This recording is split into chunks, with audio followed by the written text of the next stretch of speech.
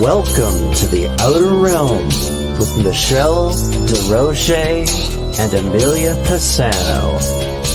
Airing live on the United Public Radio Network, 105.3 FM in New Orleans.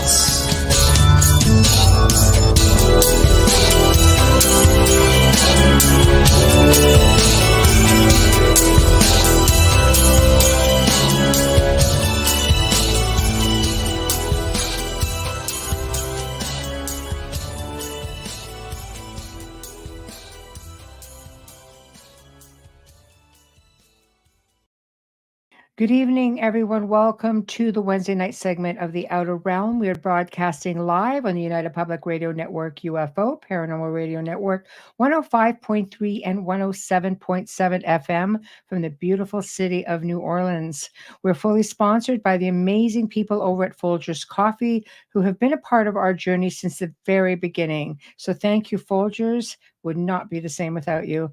Also, we would like to thank Dr. Snick, the sonic surgeon, aka Justin Snicker, for his contribution of his time, his music, and his voice for the intro you just heard. He's an award-winning composer of Halloween, horror, sci-fi, and dark wave electronic music, which can be found on all of your favorite music streaming platforms. Also, big thank you to Steve McGinnis, the artist behind all of the banners and logos here at the show. Check him out on Facebook and Instagram. Also specializes in the Halloween genre. However, he can do any commission piece. And he does books, comics, and graphic novels, things of that nature. So check him out. Now, tonight is more of a commemorative for our veterans and fallen ones.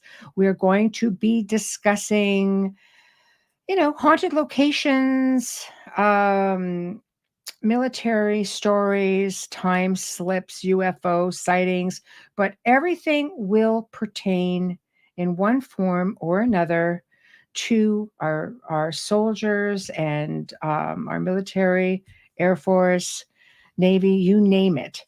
And in order to do that, you have to head over to all of the designated chat rooms. You guys know the drill. They're all there. But tonight, since Amelia is not with me, I thought I would do something a little bit different. And I'm bringing on three people who are near and dear to me, basically family. We have, I'll try them in one at a time. Dolly Safran. Hello. Preston Dennett. Hello. Hello. Wayne Mallows. Hello. They've all been on the show numerous times, and we thought it would be fun to do this together because we all have really good insight into pretty much everything. And Dolly is military, so that'll be fun. And thank you for your service, Miss Dolly. Yeah.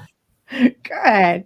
So what I thought we would start essentially is just with good old haunted locations. We're going to work our way over to the real juicy stuff because I know we've got a lot of your people in the joint. Come on, let's just get to the to the UFO. So we're going to do our best, but we're a complete high strangeness show, and we have to tackle other stuff too. There we go. So I don't know. Let's start with haunted locations. Why don't we start with one of the most famous in the United States, which of course is Pearl Harbor, USS Arizona, Ford Island. Okay, these have a really long history. In fact, that goes back to 1875 when the Hawaiian Kingdom signed, let me see if I get this word right. Dolly, you probably know it better than I would. The Reciprocity Treaty. Did I say that right? Yes. Good, thank you. That was a tongue twister. Yep. And the U.S. Senate allowed the Navy to lease the lagoon as a naval base. Of course, we know it suffered devastating losses on December 7th, 1941, when Japan attacked and thousands lost their lives. So how do you pronounce the Air Force Base? Is it Hickam? Air Force Base. See, look at that. Which sits next to the harbor, was also attacked, as was USS Arizona.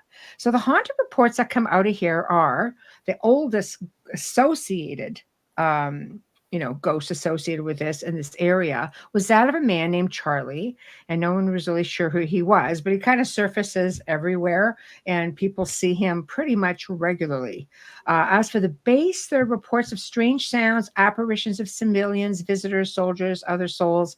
Security forces allegedly do not like to walk the grounds at night because of all the paranormal activity. People report feelings of tremendous sadness, which is understandable, extreme pain, as well as experiencing feelings of being incredibly frightened for no apparent reason. The airstrip, people report a real sense of panic. Again, you would understand why. Strange glowing mist that seems to float about. And then, of course, the U.S. Arizona speaks for itself. The bodies of her crew still rest within her sunken walls. So it's said to be the most haunted spot in the area. People have seen apparitions of soldiers over on the dock of the vessel. Other guests, or ghosts rather, said to wander the deck when the tide is low. And there's a lot of phantom sounds. And this is all over the island, by the way. So there's a lot of activity around there. And I guess my question is, I guess we'll start with Dolly because you're military. Okay.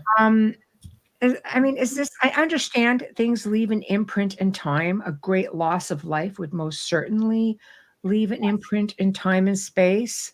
Yes. This seems to be the norm for a lot of places where there have been battles but even even airstrips and even military bases, this is pretty rampant all over the place. Do you want to chime in? Do you have some of your own tales to tell? Well, I'll tell you why I think all that occurs, by the way. When it's that traumatic and that many people die and that many people are emotionally involved in it, we all send our mind at the time to that spot, and we all join in it at the same time. And what happens is we lock the energy in, and they're there. And people who come to the memorials to see what happened are instantly drawn into it. It's replaying for them over and over and over. And we're all psychic. We can hear this stuff whether we know it or not. And they it's like they turn the volume up on it. Their consciousness helps raise up what's playing, and everybody can hear it. I know that from time to time, a person doesn't leave the area, and some of those hauntings are pretty spectacular, from what I understand. Right. So I think you got a couple of things going on at the same time, and Right. it's really, really hard. It's like that at the towers where the memorial is there. People, they're at the actual site there. That's why they put it there. And people can walk around it and stuff. Somebody jumped the fence, ran down in there. He got caught, but he said he was compelled to go in.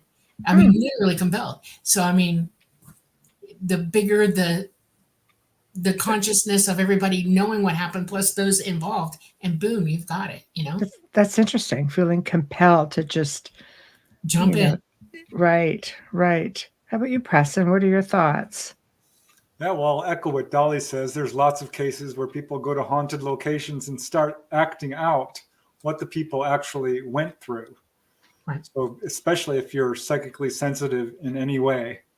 And it doesn't surprise me at all that a location like that would be haunted, because we know that sudden death is one of the leading causes really of hauntings, because people, especially who are not expecting it, don't know that they're dead. And that can sound absolutely outrageous. But the fact is, a lot of people aren't expecting to feel normal and alive when they're not. So they just assume that they are alive, but they're not. Right. So maybe they have no idea. It just happens so fast. None at all. And also you can get caught in this weird kind of feedback loop where you are reenacting the trauma over and over again. Like a replay. Yeah, it's very much like falling into a dream or a nightmare that you go over and over and over and over again. Finally, a medium will come and talk to them and ask them, do you know what year it is? Right. They still think it's 1942 or whatever, and are absolutely shocked to find out that 50, 100 years. They're still rolling with it. They're still fighting. That's so sad. Some of these are absolutely what we would call residual hauntings. Right. I mean, there's active hauntings where the spirit is really there. Yes. And residual hauntings where you, even if you have just no psychic ability at all, Mhm. These are the kinds of locations, if you go to, you Right. can actually pick it up. Right. Yeah, because it's just a replay in time. Whereas an intelligent haunting, you can actually get intelligent responses in your Exactly. communication. Yeah, but when it's that intense, you don't even need You to be don't, yeah. psychic. Yeah, it's all over. Wayne, what are your thoughts? I think like with a battlefield specifically, any place like that, you have to remember one thing is that not just the person passing away, but it's the fear. Like they might have been in that for an hour, they might have been in it for 3 hours, but there's this massive fear that's running through their whole body, their whole being, leading up to the time when their physical, demise.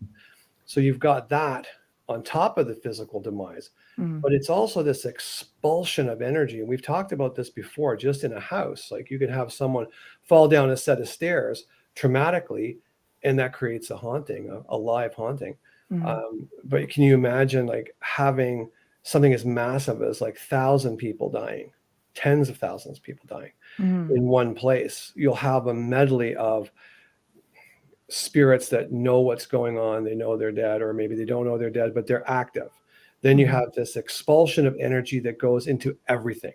It goes into the ground, it goes into trees, the buildings, everything around you is like boom, It goes around the planet. that goes out. Yeah. And that's the mist that you walk through. Right. When you walk into a place like that. I've walked into buildings that are haunted and there's just one spirit there and you can feel it's right there. I can't imagine walking into a place that is that enveloped in that kind of energy. It would just be overwhelming.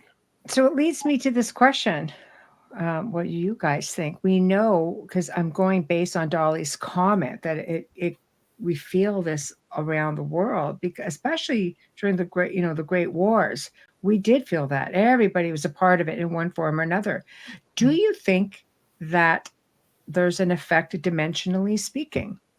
Who wants to go first? Yeah. Yeah, Okay, we'll start with Dolly. We'll go It with the is. rhythm. Our consciousness is interdimensional. We're not locked. Our consciousness is not locked here.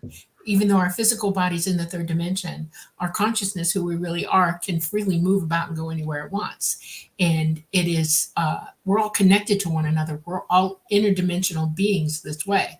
Okay. So when something traumatic happens, everybody's consciousness is aware of it. They know they're more aware than our physical minds are, unless you're hooked up to it and you can see it when it happens. Right. And it's global. The whole planet lights up. It's like you said, it's an unbelievable burst of energy. Even one person dying can cause something traumatic like that. Okay. It's amazing. I mean, especially during wartime and, other types of people being ended. It's crazy. Right. I had an experience on Fort Benning when I was in the military. I was in transportation, the TMP. I drove everything. And I got sucked into doing WINSAC one year. That's what people call the School of the Americas. And they were trying to teach them what it really was. So they had a whole bunch of us drivers show up in military buses outside the gates and pick them up, load them up and take them to the WINSAC building. And they would sit and have a meeting and they would show movies and they would have military personnel there to talk to them, because we had huge demonstrations there for years. Okay. Now, I was told that I was doing this and I had to report. So I went to the building to report to the captain there. And he's talking to me, and out of the corner of my eye, I see this dude standing in the corner. And I'm like, I'm not seeing this. And I kind of like turn like this and look, and there's a guy in a Revolutionary War outfit. Might have been, well, he was in dress with a 3-pointed hat on, feather and everything, and a saber. And I looked at him and he nodded at me. Now my captain's like, are you paying attention to me or not? And I turned back to him and went, and he got real quiet and he said, oh no, you can see him, can't you? And I said, who am I seeing? And he said, we have a ghost. And he said, apparently he likes you, or you can see him easily. I don't know. And he said, what is he doing? And I said, and I turned and looked at him again, and he doffed his cap to me. I was like, oh no, I'm not coming back in here. You know this, right? He said, no, I don't want you back in here today. Just drop them off. Don't come in the door. We don't need them to be haunted. Okay. And I'm like, okay, fine. And I did. And I stayed outside all day. I stayed on the vehicle, let them go in and come back out. That was my one experience on the base. It was very weird. But yeah. That's interesting because of all the places that you've been. I really found out how militarily speaking, you've been in a lot of places that could potentially have all kinds of activities, airfields and such. Yep. Oh, we've had activities. Yeah. Right. Other than that, yeah. So, Right. All right. Who's next, Preston? Go ahead. Yeah, sure. I mean, Dolly's experience is interesting to me because when a ghost interacts with you directly, that means this is an actual spirit. This is not a residual haunting.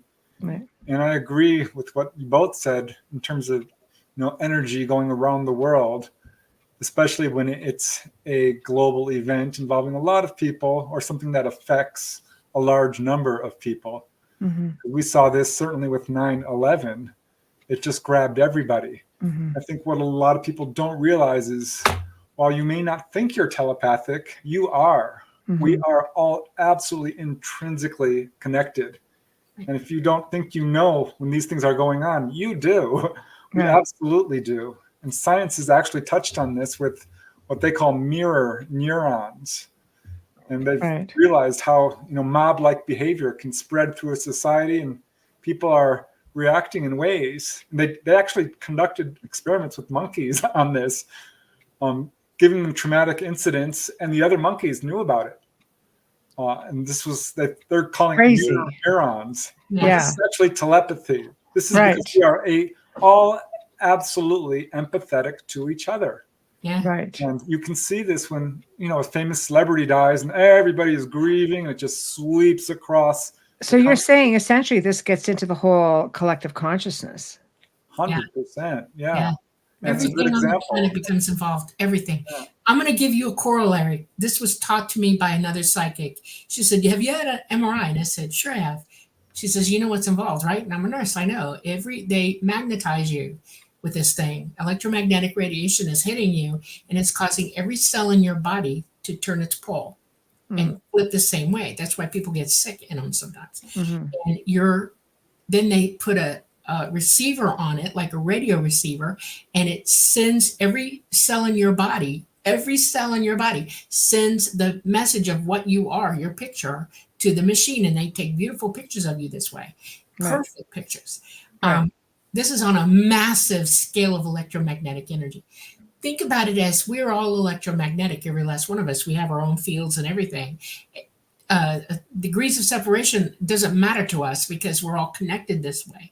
So if something traumatic happens to me and you're my best friend, you're going to pick up on it because I'm sending messages out instantly. And friendship causes us to have similar pull or similar protons engaging one another. The more friends you are with somebody, the more chances you have of engaging in that psychic connection.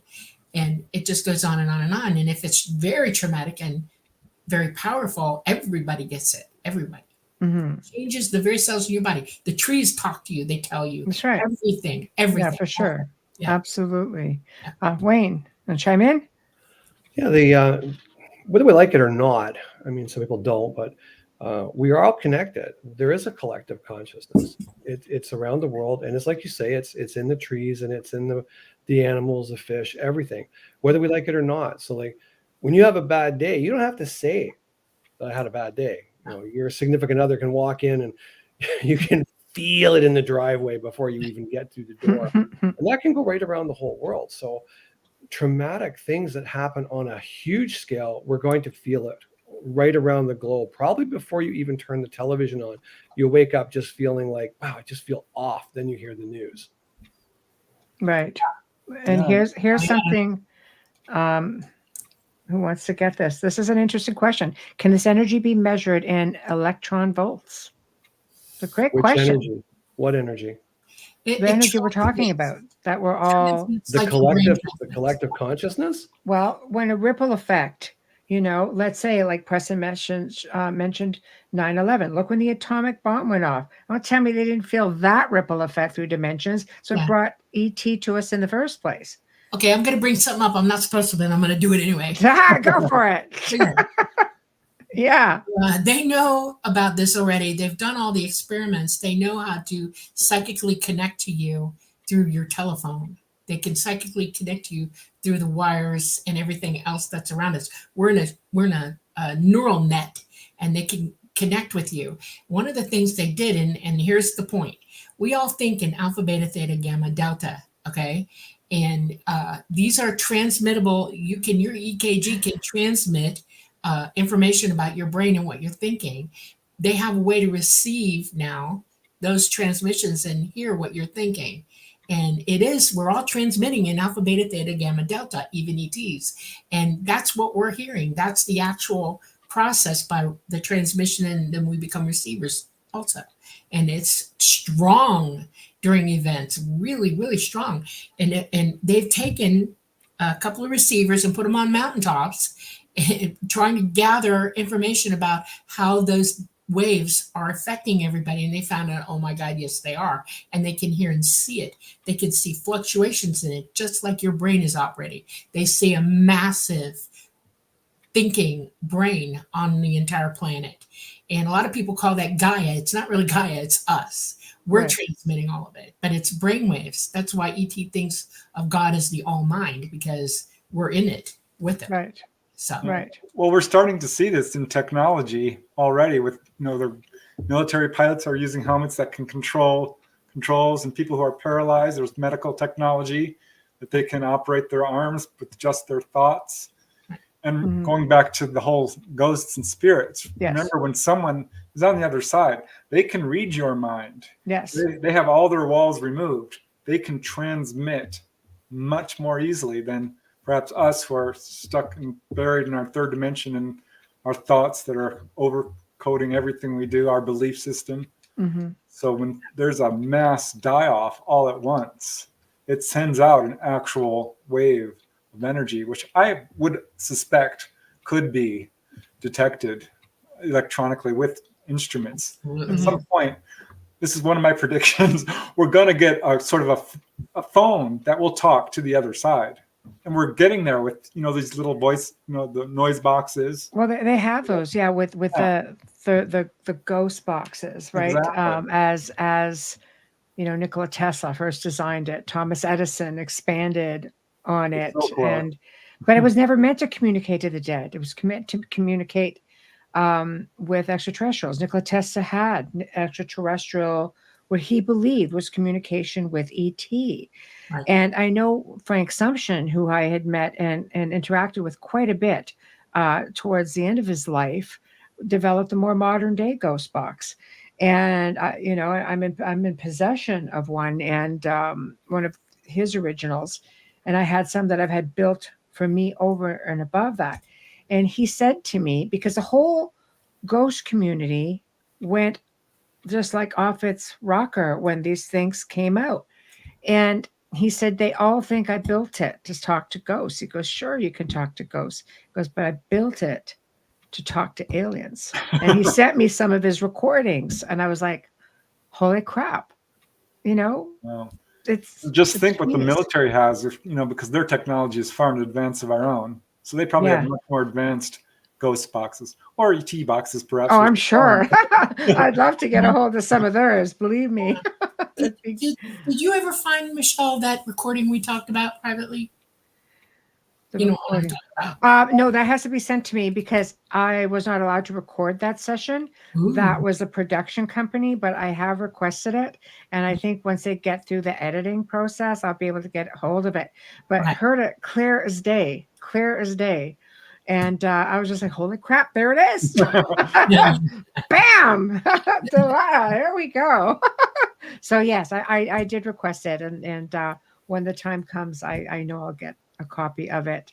So that's what happens when you work with a real a producer with integrity, shall we say. So let's move over to while we're on this right here, how can we block ET and government from reading our minds? Faraday your brain. I'm not kidding you. Or try to.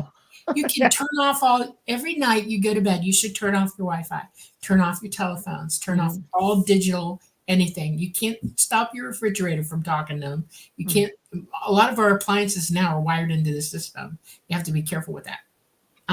Yeah, turn it all off and then put a little Faraday hat on, a little, just like a hoodie. Okay. And sleep peacefully to get away from it. It'll give you a chance to recoup and have your own things going on and not be bombarded with all the stuff that's being shot at everybody, which it is. Mm-hmm. It's absolutely, you have to Faraday your mind or your whole body so you don't receive anything. That's Right. how. Yeah. Okay. Yeah, it's scary. Who would have thought technology would get to that point? Because I do remember hearing a news report. This must have been a decade ago, about two people walking down a street in New York City, and there was a billboard that spoke telepathically to them. Actually, they heard it in their heads. This was an advertisement. I thought, this is going to be huge. This is Right. going to be front page news. And I watched and watched and watched. And of course, it was immediately buried. Never heard anything about it again. Right. Today we did. Yeah, saw we this. ended up again on Yeah. TV about the Havana syndrome. Remember Right. that, when the people in Cuba, the intelligence agents, were getting ill from some sort of psychotronic technology, Mhm. and they were talking about how they had technology that could make you hear voices. So Yeah. I don't know how it's dangerous. Well, I don't know how to let's protect just look ourselves. at the new the new web effect that they do for internet now, where you plug something into every room and it creates this spider web effect. Yep.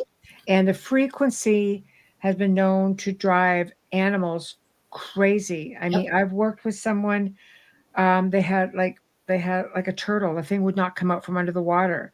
They had a cat that tried to basically claw its way into the kitchen cupboard and bury itself inside, and it didn't last. You know, it's not good frequency, Nope. and it hurts all of us. That's why I Right. don't want a smart house or Alexa listening to No. me all the time. I No, don't. I'm sure that goes on enough. So, Wayne, you want to chime in on everything before we get to another question? It's bits and pieces. Like the technology is getting to the point. Like I remember when they came out with digital dashboards on cars, and how good is that really? Do we really need it? You know, does it work? It's cool, but do we really need it? Like my mechanic right now, he's got headphones that sit on his temples. They just sticky tape on his temples. Wow. There's no sound. But he goes, I can hear it in my head. He goes, you should try them. I'm like, no, I'm good. Yeah. I'm good with having vibration Wow. through my skull. Yeah. I'm good. Yeah. Yeah. Well, that's how the cochlear implants work, right? Yes. Yeah, it's working. It actually goes into the nerves that feed your brain sound, and they know exactly where they are, and they can tap into them with the. That's scary. For him, it's great hunt because for- he's working in a shop that's loud. He goes, it's great because I have earplugs in, but I can hear the phone ring and I can have a conversation while I'm using an air gun. I guess that's great, but like not for me. Yeah, when I bought a stove, I had to hunt for one that didn't have a computer in it. That didn't have a book, that you had to learn how to use your stove. Our next stove will be a wood stove. Thank you. That's yep. Mhm. I still have a car that doesn't have a computer in it, and I want to Right. keep it that way. No, Yeah, it's no true. computer on my What car. year is either. your car? 2003. Yeah, you know what? Yeah, it's not a bad thing. Okay, next question. I recently heard you talk about psychic abilities in the sense of smell. In the past few weeks, I've intermittently smelled an odor like sawdust, milled grain. Have you heard of this before, Miss Dolly? Yes, absolutely. Here's a heads up, everybody. You're psychic, and your consciousness can hear, see, feel, touch, smell, and taste. All six senses are in your toolbox as consciousness. When we're not in our body, we're more awake and alive than we are while we're in our body. Our body kind of shields us from what's really going on from our consciousness until you fully become awake. That's the case. When you're psychic and you're waking up, one of the first things you notice is, I smell my grandmother. And you know when she's there, and you get confirmation because she shows up and she lets you know she's there. Or I smell my dog, or I smell fire, and then one breaks out. That's right. It's smell is part of your bag of tricks. It's Right. what- Could be premonition. It could be there's many different reasons. Spirits, especially when you're dealing with spirits of loved ones, will usually try to validate themselves and their presence with a smell or an odor that is familiar to Right. you. I've heard, on this show, people have heard me talk about, I use my grandfather as an example because he was pretty unique with the fact that he loved burnt toast and really heavy black coffee. Yeah. And sometimes in the weird hours of the morning, I'd be smelling burnt toast and black coffee, but that was his way of saying, yeah, it really is me. Yeah. when you have pleasant smells, you can usually attribute it to a more pleasant spirit as well. Whereas when you're getting really heavy, nasty stuff, but mind you, now we link that to some extraterrestrials as well. When you're getting that sulfuric smell, which is like an ozone. Right. I've had enough ozone to freaking last a while. And I've been smelling ozone forever. But anyway, Absolutely. you have to just look at what else is going on in the space. And was it just a quick flash of a smell of somebody stopping by and saying hello? I mean, there are people on battlefields who can still smell gunfire and gunpowder. Yeah, unfortunately. What's amazing about that is our nose is extremely sensitive and can detect at a molecular level. And we know that spirits do have the ability to affect the physical environment because they're turning on lights and making footsteps and opening and closing doors, but they can do apports or physically make things appear. So I'm wondering about this because I have questions, definitely. Are they manifesting molecules of roses or sawdust? Yeah. Or is this something that's actually kind of more of a psychic thing? And I'm leaning towards them actually manifesting physically the scent of rose or whatever it is. I think they are. I agree. I think they are. I really do. It's you can paint, right? You can dip your brush and paint, correct? Well, your mind is not. It's free to do whatever it wants, and it can make things happen. Things are already there for them to draw on, and they can bring it up to you. And you've got a memory of what that is, and you instantly connect to it. Oh, I know what that is, and you make the association. Well, when you're on the other side, you can just think and you actually create it. Whether it's food or anything, you can create it. Right. So it tells you that then it's a manifestation. Because we used to get your father's pipe smell. But especially when you were doing something and he would come around, if you want to chime in on that. Yeah, that was my dad. It was he smoked the pipe with this tobacco called Amphora Red. When I was a kid, the tobacco even looked like a cherry colored. So I thought that's what red smelled like. The color red had that aroma. And that's what I grew up with. And I think for me, looking at spirit, they're going to work with what they have to get your attention and do it gently. If they like, I was driving one night. This is the big one for me. Had a really busy night. I was tired, exhausted. The weather was terrible. It was one of the worst nights ever driving home. And I felt myself like going, right, dozing off, had the window open, had the radio on, and just trying to stay awake and stay focused. And with all this wind blowing through the car, all of a sudden, the whole car is filled with this Amphora Red tobacco smoke. And I'm telling you what, boom, I was awake like I'm awake now. Okay, I'm here. Yeah. Whereas I think if he popped in the seat beside me, I looked over, my dad was sitting there, I'd probably gone off the road. Yeah. But that stayed with me until I got gas.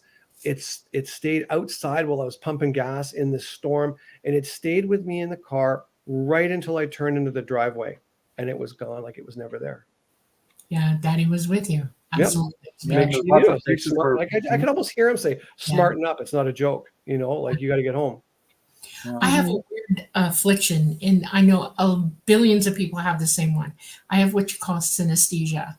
I smell colors, or I hear words in music, language and music, and I associate it that way. And when I OBE, I noticed that that synesthesia goes off the charts for me. Everything is unbelievably bright colors, and I feel it, and I communicate the way those senses are working. And I've thought about this for many, many years. This has got to be how we are naturally, and it's not that it's weird. It's that's the form of communication. It's a light communication, and we're able to pick up all of it. It's part of who we are and how we communicate. Yeah, that's very common with people who are psychic, and people who are psychic also can smell like a dog and can visualize absolutely perfectly by just closing. Well, Tesla said he could do that. He could close his eyes and create an absolute perfect blueprint and walk around it 3-dimensionally. Right. Yeah. And yeah, this is absolutely something that develops with your psychic ability. Right. I completely see that as well. I mean, I've had so many different experiences, and realistically, especially growing up and recognizing some of those things, I never knew what they were. Yeah. I never looked at it. How many people go through that and they really have no idea that they're experiencing an ability? Right. Because you didn't have anybody to teach you. And you all, Well, I think no, I everybody's, mean, my mom was highly intuitive, and so was my grandfather, but it wasn't something that I think was analyzed to that point. It was just something that seemed natural. But true. to try to put a title on it or try Yeah. to lump it together in a category, it's just, it's not like you had TV or the internet. It's not like they even knew where to find it in a book, like it just wasn't commonplace. Question pertaining to all of this, guys. Hey, Steve, could nature have evolved to introduce high strangeness to raise our frequency to level up at a time to save ourselves? If we don't, maybe there's a reset. I like that, Steve. What do you guys think? A reset. Where's that dang reset button? I thought about this. I know. I want I want in to on the clear reset something up, button. though. Listen, I want to clear something up. I want y'all to hear what I say real quick Yeah. about frequency. Okay, Dolly, go first. We'll work our way. Everybody has a frequency. I have a frequency. You have a frequency. We all have a frequency. It's like a thumbprint. It's our consciousness's brain thinking. Okay. Mhm. You cannot be anybody but yourself. Okay. Frequency can, if you're looking at what true frequency is, like you got a radio, AM, or FM, and you're dialing it up and you're looking for a specific frequency, but you can't hear it. Well, you have to turn the sound up to hear it. And that's what people need to start understanding about frequency. It's not that you can raise your frequency, you're turning the volume up on it. You don't change a frequency. The whole universe has frequencies everywhere. We can identify each other by them, but we don't each hear each other. So your psychic ability needs to turn the sound up to do it. Does that include vibration as well? That's right. That's vibration is pure frequency. Yes. Frequency produces a vibration. Okay. This is the other one. Crystals. There is no mind in that crystal, but if you hold it, you're putting projecting your frequency into it. Yeah. And it absorbs it and it starts to vibrate with the sound of who you are. The planet has a frequency and it vibrates. Okay. And it makes sounds. And it's absorbing not only the energy that it's producing on its own and what's coming from space, but we influence it as well. We put our frequency into the planet as well on a huge level. And so we're binging and pinging and vibrating everywhere. Vibration is a natural part of existence. Everything in the universe vibrates. Light vibrates. Okay. Well, but to turn it up and to use it, you have to develop the ability to do that. That's the point. Okay. Yeah. I had somebody who asked to do a Reiki session on me. It's the first time I ever did it. Didn't know a lot about it, really half know about it, and she tried to, I guess she's trying, because I'm going to just try to line up your chakras. I'm pretty sure I'm lined up, but okay, have at her. My whole body started vibrating and I could hear the frequency in my head. It got so loud and my whole body started doing this as she was trying to draw energy. And then all of a sudden I snapped up because I was resisting what she was doing to me. And she stopped. She's this elderly lady. I felt terrible. She trained in India and she said, I don't even know what to say. I don't know what to do. I have never seen anything like this before. And I'm like, I'm relaxed, really. To me, I was completely relaxed.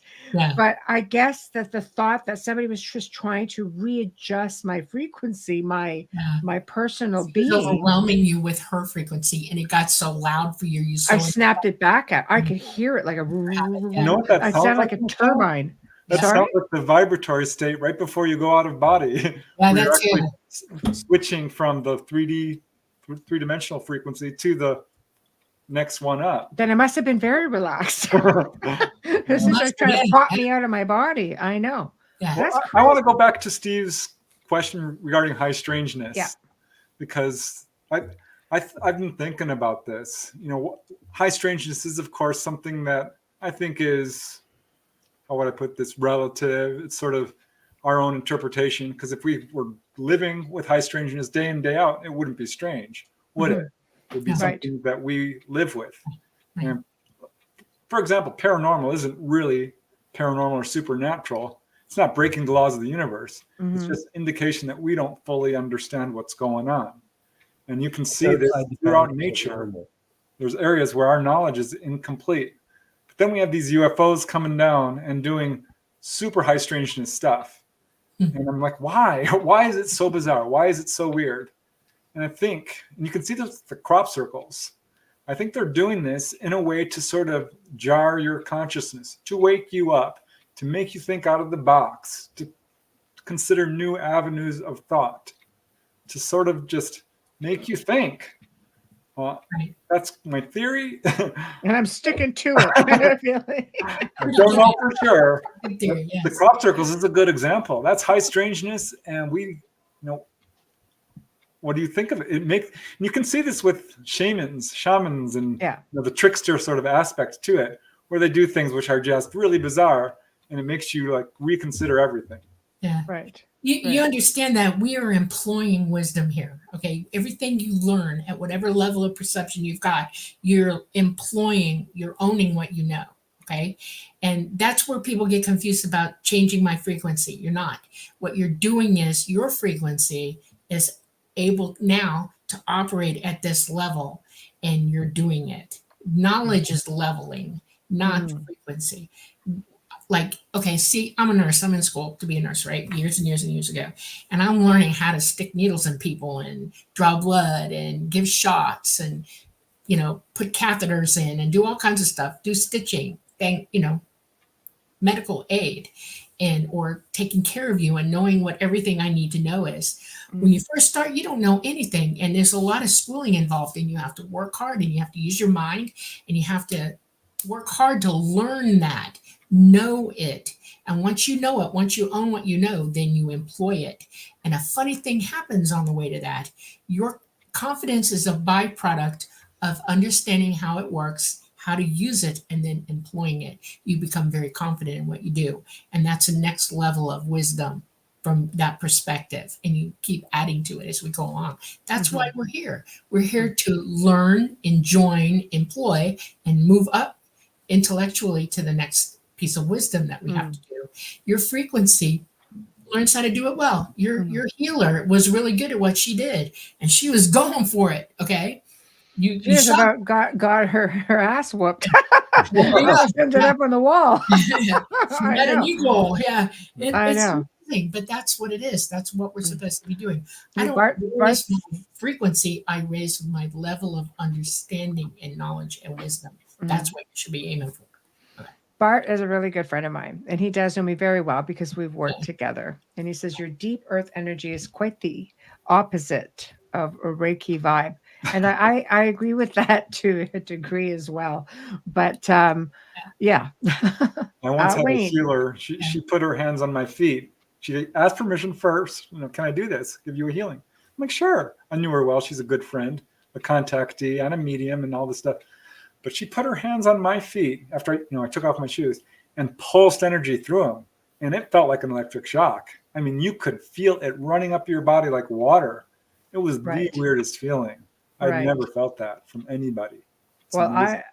I love energy work, and I do energy work. I work, planetary stuff with people, with animals, with trees, with nature, whales, you name it. It's just. Ley lines, vortexes. It's such a fantastic thing once you know how to project it and move it. It's just, I don't even know. I don't even know how to describe what kind of an incredible feeling it is to be able to do that sort of thing, because you're literally becoming one with everything around you, the planet itself. But you have to be so tuned into it. Right. Have you done telekinesis? I'm curious. Michelle, I'm asking you. I want to know. Not to my knowledge, but I have with people. I've been able to move people, like just I've done that in younger days. It's just like if I'm really mad, especially, I've been able to just give up, barely touch somebody, and bam. Wow. Not something I could just produce. I think I have to have a certain level of my energy has to be elevated to a certain point, and I can project stuff that like I've done stuff, and I'm like, oh crap, did I do that? I have to watch what I think. Yeah. Yep. And because I when you're mad, For yourself. Yeah. you do things. Wayne's laughing as you see me do it. you do things and you don't realize you do it, and then you realize, a week or two down the road, you're like, something happens, and you're like, oh my gosh, I'm very sorry. Yeah, really. I know. I did not realize that I did that. But I remember being in high school, and I had, a guy who came to grab me, and I just went like this, I barely touched him, and he went back, and I mean, we're talking probably about 4 feet. Yeah, I saw a Chi Master do that to his students. He had them all line up in a row, and he touched one of them, and they all went ding, ding, ding, ding, ding, ding, ding, ding, just fell down. A whole row of 20 people. Jesus. Doink. He could Just control was a energy little that well. heck. Yeah. Yeah. And he was in a good mood. So, I want to talk about an army incident. My dad was in Korea, and they got boxed into a canyon, and they had civilians with them, and they were trying to get out, and the Chinese were on them, thousands and thousands of them coming after them into the canyon, and the Rangers decided to go up and pull these people up. And my dad had a 5.5 foot where he'd lift them up to the next guy up who was leaning down to grab them. And they said, it was written in the report, they said that my father was throwing people 10 feet straight up, and they didn't know how he did it. And he was barely touching them. And my dad went, shh, everybody don't talk about it anymore. And when I was a kid, I used to like to climb things all the time. I was a tree walker, okay? And I was outside one day, and he called me, and I lost my grip. And he literally not only caught me, but he stopped me in midair somehow, and then I dropped into his hands. He had that kind of energy, and it freaked me completely out. I was like, oh my God. It's a pretty freaky deaky thing. That's for sure. It should be normal. We should all be able to do this. And I'm sure we can, which brings me to this. So Wayne, why don't you start off with this, unless there's something you want to add to the high strangeness? Just a quick one on the high strangeness. I think we all have to remember one thing about high strangeness is it's relative to the time frame we're in. If we went back 800 years and I walked into a room and tapped a button on the wall and the lights came on, I would be a magician. I'd be a wizard. Witch, yeah, something like that. But now it's normal. So when we go to like what we're seeing now in today's day and age of, UFOs and alien beings and portals that are becoming more prevalent, we call it, it's high strangeness. It's only high strangeness because we're not used to it yet. Yep. We don't fully grasp it yet. That's kind of where it was. And the last thing I wanted to point out, just back to the other question about psychic and being gifted, as much as I hate to believe it, we're all gifted, even me. Right. Exactly. But I think there's levels of the gift as you learn it, right? So yes. Michelle is extremely gifted, and I'm like Mick. So the way I look at it is, it's like, stop it, because I always use an analogy. That's all I'm going to say. Don't make Michelle angry. Right? Wayne, So, bam. if I'm cooking, Press, if I'm making a stew, and you walk into the house, you'll go, oh my God, Wayne's cooking something amazing. I wonder what it is. But if a dog was to walk in and a dog could communicate to us, the dog wouldn't smell stew. The dog would say, oh my God, there's like meat and potatoes and corn and there's celery and there's broth. Oh my God, it's amazing. And I think that's the difference in the psychic level, is a really good medium could look at what I'm going and go, I get a really foreboding feeling in this house. A good medium would come in and go, wow, there's 4 dead people here that have been trapped because there was a fire, and I'm going to move them on. And they would know their name and everything, whereas I would just know something bad happened. That's what I want to leave that. Yeah. Good analogy. I like that. That's a good analogy. It's absolutely true too. Okay. Ed, hello. Always nice to see you here. Wouldn't you agree that we are born with certain amount of information that we all need to just recall? recall the Yes, information. that's the Wow. point. You should be able to recall it from birth. We're sort of been processed for so many years not to do this that it's harder for people. And you got parents who are afraid for you to be different or gifted or whatever, and they tell you, shh, don't talk about it, blah blah blah blah blah, and then you turn it all off. And yes, we should be operating on a level where we remember our past lives, we know where we are, we know why we're here. I mean, this is all part of who we really are, and we're not operating in that area yet, and we should be. That's what ET wants you to understand. Yes. Yeah, Right. I'm going to agree with that. There's the blank slate theory in philosophy that we are all blank slates. No, not true. I just read an account about a girl who was like 3 years old and taught herself to read. Her parents said they did not do it. And she was pronouncing words correctly. There's case after case after case of people who receive a head injury and suddenly they're pianists, or they can do mathematics, or they're speaking actually a different language.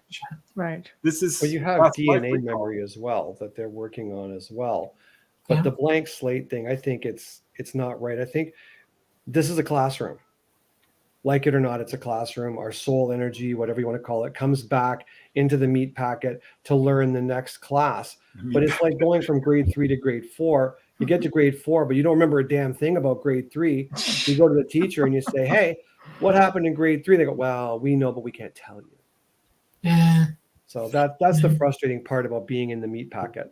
Then you get some who just don't care. They just want to get through grade 3 and get to grade 4 and try to get through that too. What she said. They get passed along. That's right. I really would like to graduate at some point. That would be nice. Question regarding the double slit: is it possible that consciousness allows us to convert things from wave form to particle form? Example: the moon is a wave form behind us and a particle form when we observe. Those are two theoretical ideas. Those are not absolute. They are not proven. You have to understand that when a scientist or a physicist or a theoretical physicist or a particle physicist starts talking, they're talking to you in theory. They have no proof. And a lot of times we take it for proof, and it is not. It is not a good way to explain anything, those two theories at all. If you want to know a good theory, I would suggest that you study light first and understand what particles are, and that we are all light. Every particle in your body is light here. We're 3rd degree heavy here, third dimensional heavy, gravity heavy, and all our particles are so dense they can't emit light. Light is the communication. That's why we're so psychic, because we're communicating with light, that we are made out of light. It doesn't matter which direction you're perceiving it. You get the 360, 380 all the way around, and those theories are invalid. Just saying. Mm-hmm. Okay. Okay. Here's a Study comment. physics. Okay. Here's a comment that I love, and I'm going to put it up. One of Whitley Strieber's visitors said to him, "There is no paranormal. There is only the natural world. All you have to do is access. You have access to all of it, but all you have to do is access that." Right. I agree with that. I mean, there's so many variables as to what the paranormal actually is. I mean, you look at ghosts. Who's to say it's not a dimensional bleed through? There you go, Joe. That one's for you. So, how do we know it's not actually a dimensional bleed through? How do we know everything that we're seeing? Like I said, there's the replays, the residuals. That's normal. You can have an argument with your significant other, walk out of the room, come back an hour later, wonder why you feel so foul in that room, because there's that imprint that you've just left there because of a projection of energy. We project more energy than anything else. So if you're looking at that, then what is it exactly? When I think about battlefields, and when I'm just going to go back to the topic for a moment, but when I think about war, when I think about battlefields, and I think back to Normandy, for example, you have an entire coastline that had tremendous loss of life, and there's loss of life everywhere. You think of one death, there's reports of people who have passed away, and an actual sounds like a sonic boom could be heard throughout an entire area the moment this individual passed away. I mean, you can read about it. This stuff is everywhere. Can you imagine multitudes of people at the same time, the same place? That's got to leave something. You know, I think that there's more to it than just bleed throughs and things like that. I'm a big believer in multiverses, you know, things like that as well. I think there's a lot more to it than what we think. I think we just scratched the surface. I think with media and I think with internet, there's a lot of information that doesn't get delved into the way it should. We're just, you know, we're given basics. Yeah. You know, I've spent time throughout so many different parts of the world, and I've been on battlefields from all around the world. I have experienced many amazing things, and it all feels the same. It doesn't matter where you are in the world. If you go someplace where you've had a tremendous loss of life, you're going to feel the same way, no matter where you are. And it's energizing as much as it is sad. I spent time, you know, at like, for example, where was that 9/11 where the plane went down? Pennsylvania, right? Pennsylvania. I spent some time there, and it was just like, I'm sorry, but there's just, you feel it. There's no way you can't feel that's it. the whole basis of psychometry. You know, when you take an object and hold it and get impressions from it. Right. That's the whole basis of it. And going back to paranormal, there was a quote from Seth, channeled by Jane Roberts, which always stuck in my brain, which was, "Miracles is nature unimpeded." And I liked that. I thought, you know what? That's probably true. Right. A miracle is not, again, breaking the laws of science. Right. It's something that is natural. Exactly. Right. You know, one I heard that was very similar to that is like people say there's no miracles, and the fellow said there's miracles every day, but we just look at them as ordinary things now. Right. True. I agree. Right. Right. We're capable of anything, all of us, every single person on this planet, and we're capable of delivering a miracle as well. And beings who are around us are capable of delivering miracles to us, or us to them, either way. It's how you perceive what you see as it's happening, how you respond to it, and the necessity of how strongly you want to respond to it. That's what causes miracles to happen. You're upping the gain on the energy, and it's amazing when it happens. You know? Yeah, going back to that plane crash in Pennsylvania, real quick. That one affected me a lot for some reason because, you know, Todd Beamer and all the people tried to prevent it and actually kind of did. Right. And I was obsessed with it. And finally I had this out-of-body experience where I was on board that flight 93, I think it was. Yes. Which went into the ground. And I was upside down. Yeah. And I was watching it spin and everyone was holding their seats. And then, boom, it hit the ground and you didn't feel it at all. You were instantly going towards the light. And it was actually really nice. Right. Like, okay, this wasn't nearly as horrific as I thought it was. No, I think it's the energy that gets picked up a lot on is that projection of energy of what they were feeling at the time. I mean, one of the rangers on that site said, you know, there were witnesses, and he just pointed on the horizon where there were some businesses, and that they saw that thing come down it was on its roof. It was upside down because, and it was so close you could see the people in it. My heart broke, but I tapped into that energy. That's what I tapped into for that split moment. As soon as he said it, it drew me in, and I realized I'm like, oh, you know, and then all of a sudden it's like nothing. Yeah, they were ready. They knew what was happening. Yeah. And they're extremely ready to walk off. And I want to make a point about that. I've noticed this. I've actually seen it happen as a nurse. We don't always stay in our body at the moment of death. No. We're already long gone before that second, especially in situations where we're going to impact something or it's going to be horrible. You know, people think, oh my God, they felt all of it. No, not really. People just go, okay, this is it, and they're out. it's their consciousness doesn't want the body or the mind to suffer. There's empathy between your consciousness and your physical body at that moment, and it will deliver you from it. It'll get you out of it and knock you out. And we do it all the time. And I've seen it happen in real life. I've seen people come in they're trying to keep them alive, and you look at them and you go, ooh, they're gone already. They left. You might try to keep this body alive, but they're out of here.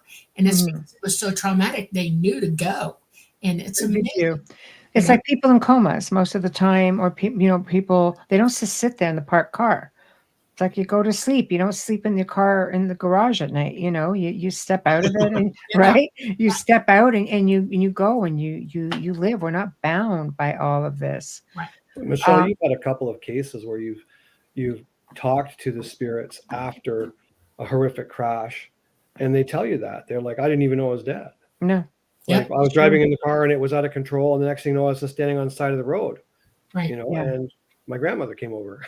Yeah. It's like that movie Ghost, which Grandma, what are you doing here? I Kind of liked thing, about it. right? So it does happen like that. They didn't even know the point of impact.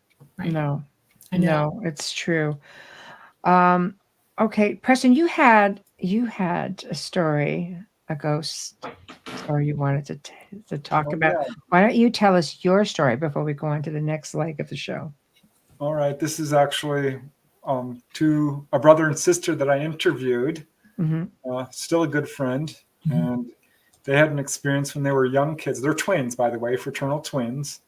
And in 1965, they were living at a military base, actually outside of this little village called Pinmu in Taiwan. So this is on an actual military base. And this base was built way back in World War II, I believe. At any rate, the guy I've interviewed both of them. I'll used pseudonyms for them, so I called them David and Julie. That's not their real names. But Julie woke up in the middle of the night and saw this shape coming, like a patch of fog is how she described it. She couldn't see any real face or anything to it, but it was clearly a ghost because it's coming right through the room. And she starts screaming. And of course, David, the brother, wakes up and he starts screaming. And this thing is just walking right by them. And they jump up. They said it was very, very much a solid, kind of foggy figure.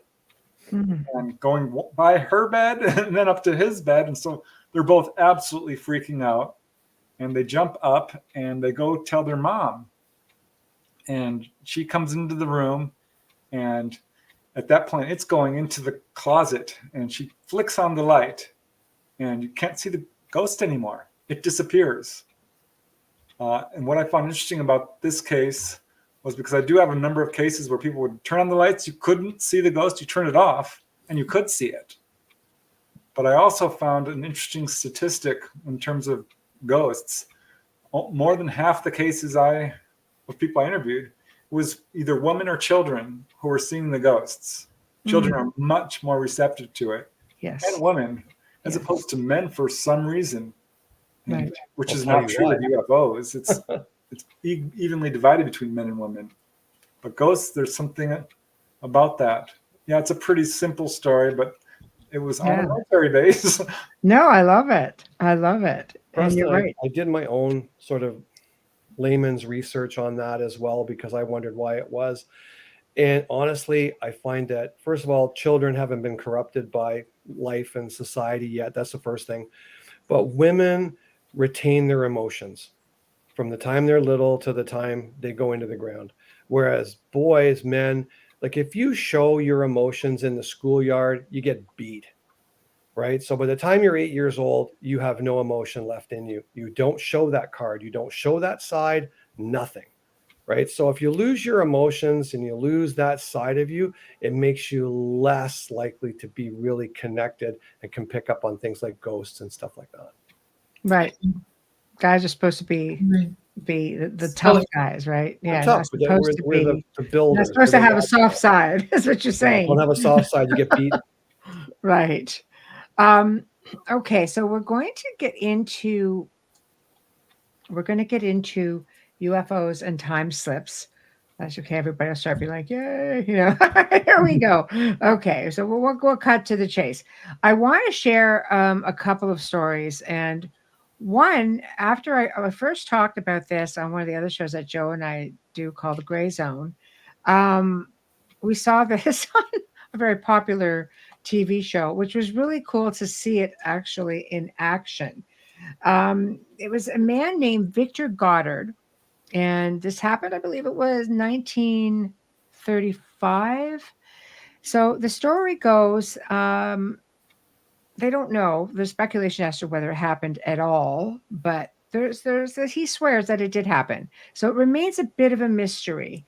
So Victor was a Royal Air Force wing commander on a flight from Edinburgh, Scotland, to his home base in Andover, England, and decided on a particular day to take an alternate route from Drem, Scotland, when he encountered a storm and the plane was engulfed in high winds and the plane began to fall. He passed over a dilapidated airfield, and it was constructed during World War I, by the way, and had been converted to a farm which was overgrown with foliage.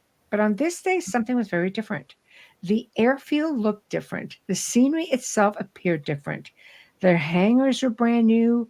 There were 4 planes on the ground painted yellow in color. This was never a Royal Air Force color in 1935. He did not spot 3 planes, or he did rather, spot 3 planes which were familiar, and one was not. The 4th was a monoplane, which the Royal Air Force didn't have in 1935. Even the mechanics on site did not dress like the current Royal Air Force mechanics. Wow. The storm engulfed the plane once again, and he was able to get on his way. Why was this dubbed a time slip?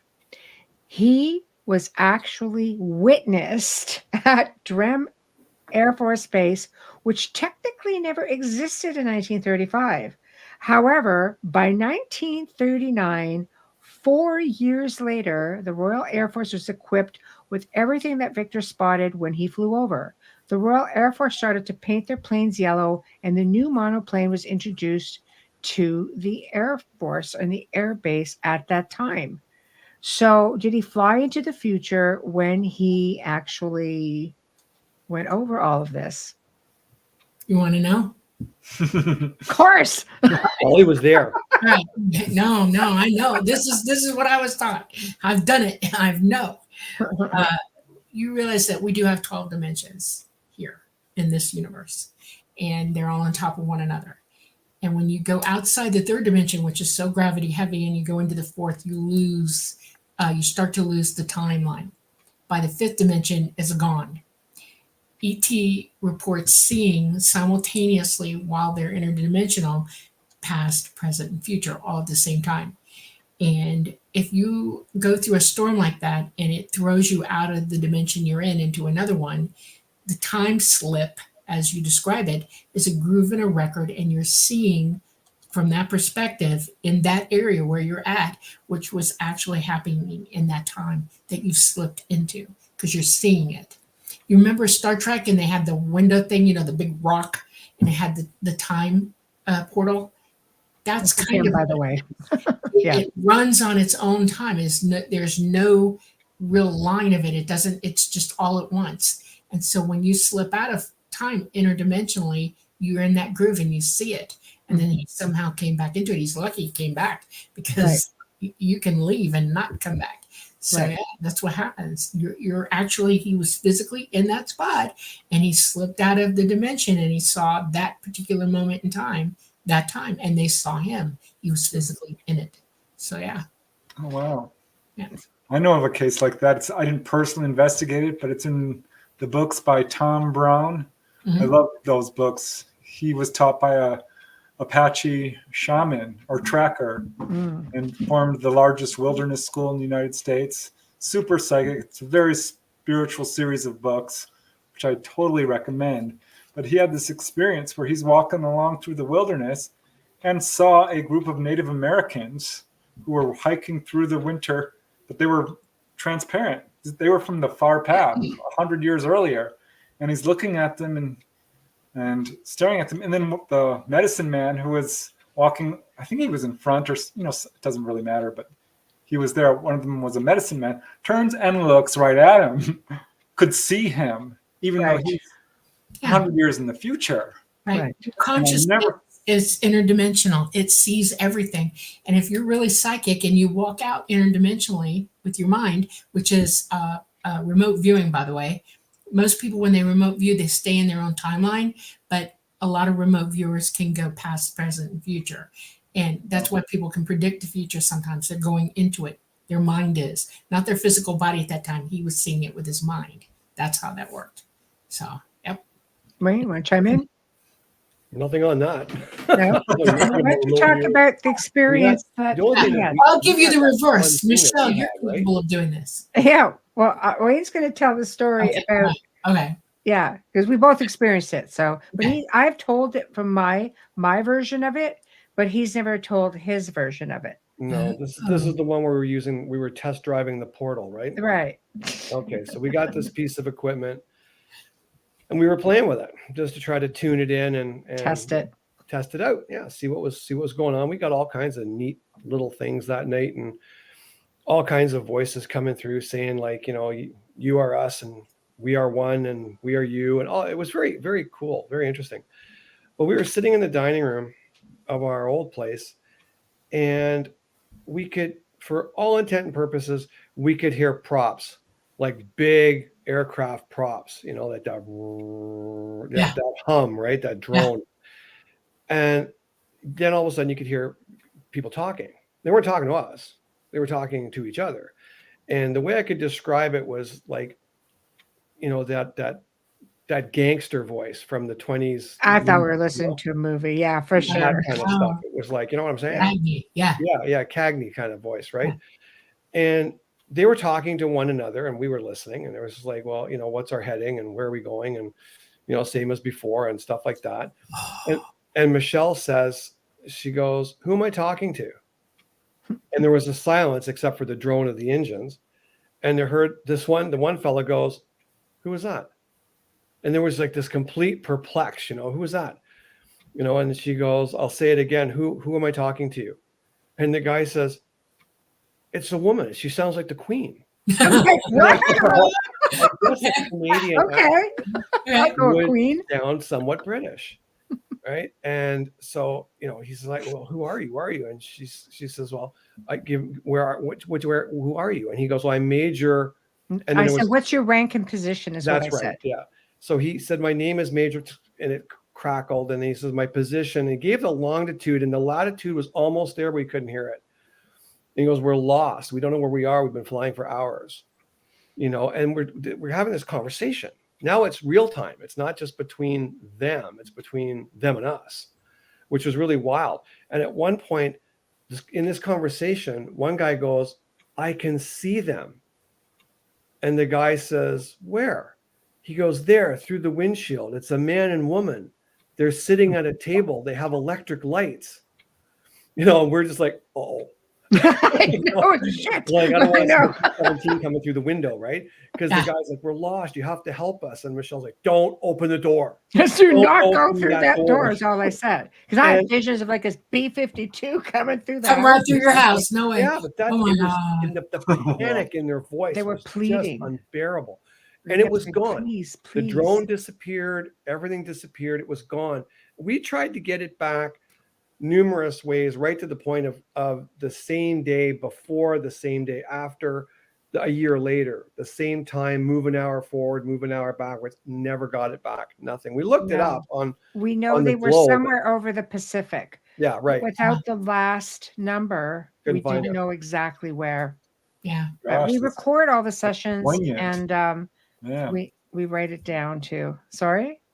That's kind of sad and scary a little bit. It was. It was really sad. It broke my heart, but it made me wonder, because we know that night when I had looked at it, it was like all the planets were lined up a certain way. Apparently this doesn't happen all the time. It happens like once every, I don't know how many years, because we tried to recreate it at the exact same time and date a year later to see if we could somehow get anywhere close to it. We've never been able to do it since. And it's heartbreaking because we don't know. We know it's intelligent, like because we're having dialogue and they're responding to questions. We're conversing. Yeah. And that was that. It's just like, For them to describe us, though, yeah, exactly as we were saying. Right. I want to respond to this. You should have reported to the Coast Guard or Navy and say what we were playing with this coastline, and holy crap, I think this is what happened.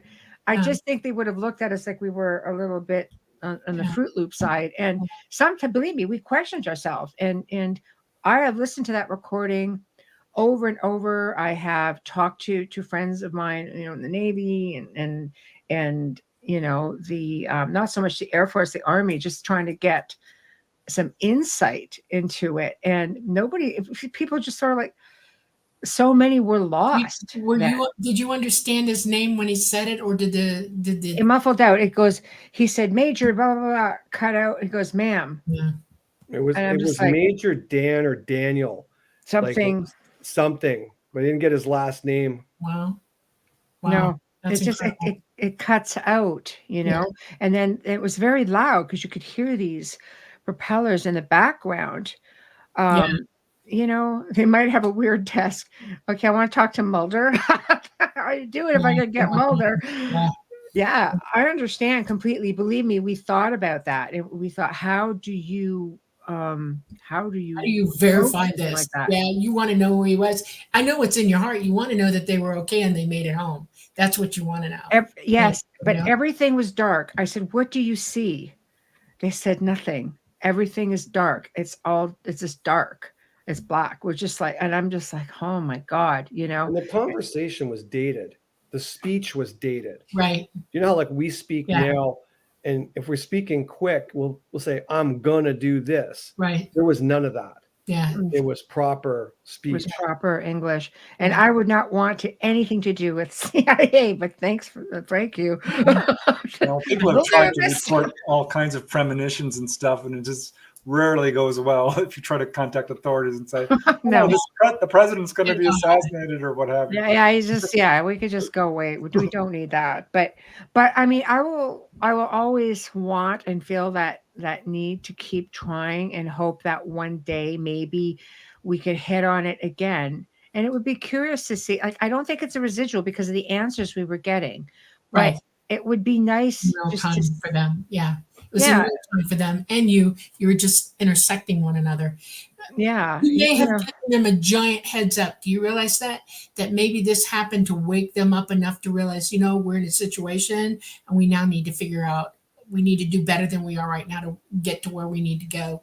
Or if they were gone already, that they now know that they need to get out of that they need to look for the door. Okay. It might have been an opportunity for you to help them with that. It can happen. I've heard of that. I can only hope so, because we both stopped and looked at each other, and the times this whole thing continued again, because right after that session it stopped, and then something else came through, or someone else. Do you remember that one? Yeah, I do. It was there was a man from the south, and we were trying to get the pilots back, and all of a sudden, because Michelle's saying, "Are you there? Are you still there?" And this gentleman, with a strong Southern accent, well, hello there. I'm like, hey. Michelle's like, well, how are you? He's like, I'm doing well, thank you, ma'am. And how are you? And then he was gone. Wow. Yeah. And then some cranky woman came through, and it was just like, that was weird. Yeah, that was that weird one. Weird. You got to try to do it OBE. I can do this OBE. Okay. And I took Preston back in time to the dinosaurs and let him look at them, and giants. I showed him real giants. And it specifically dawned on me that I thought, for some reason, in my mind, we were only seeing them. And then they noticed us, him, Preston specifically. You could tell them. That's the joy of OBE. That was a weird experience, because you're totally awake when you're out of body. I mean, you're awake and what you're seeing is real. And of course, I was fascinated by giants, having recently discovered that there were, in fact, giants on Earth. Who knew? But they were, I'm going to say about 20 feet tall or so, maybe 18. and red hairs and looking very Viking with kind of wrist guards and leathers and craggy skin and, you know, not particularly handsome, but really ruddy kind of complexions. And I was kind of looking at them fascinated because they had big, you know, weapons and stuff. And one of them turns and looks right at me. And Dolly's standing behind me, and I'm looking, and it comes and it grabs for me. And I lean back, and Dolly jumps in front. I'm like, whoa! That'll do. No. Yeah, Running after me, and I'm running around in circles trying to evade this thing. And Dolly's like pulls me off. I'm like, we're leaving now. Yeah, you don't need to end up like the main course. Yeah. But I looked up, you know, the images we have of giants on the internet, and I searched, and I finally found one that looked exactly like what we saw.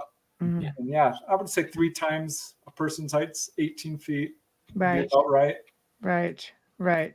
It's very cool because you know they're out there, and I think just through natural ability, just through technology, and I didn't mean to cut you off, Wayne, either.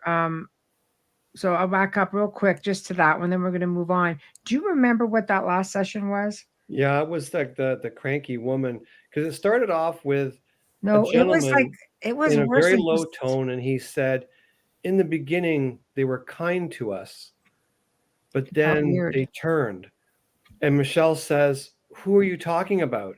And then this woman comes on, she goes, be quiet, he's trying to explain it to you. I had my ass handed to me. It's like, so then he goes on to it basically in the same words, or different words, but the same meaning, basically saying they encountered someone who were their friends and helped them, but then they became their enemy. And Michelle's like, who is your enemy? Just, will you just be quiet and let him talk? That's funny. That is absolutely funny. It was weird because it's like they were kind to us in the beginning, and then they turned on us, and I'm like, what were we? This time slip. Like, what were we? What do we tap into? Do you still play with this thing? Do you still have it? Yeah, it's not as much lately. You're kidding. You can't have gold like that and not go back to it. All right. Well, I'm curious. I record everything. Everything is recorded. ET can do this. They have the technology to do this. ET has come through this thing numerous times. Yeah.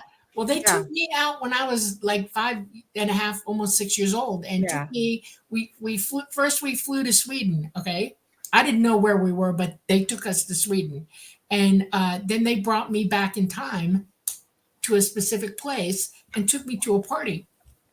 And they said, you need to be very careful. Don't touch anything. You know, don't eat cake. Don't nothing. Just sit there. And I was afraid to put my feet on the ground. So I kept my knees up on the bench. We were outside. Okay. And we were there for, I don't know, probably an hour or two or whatever. And the guy there is an artist, and it was his daughter's birthday.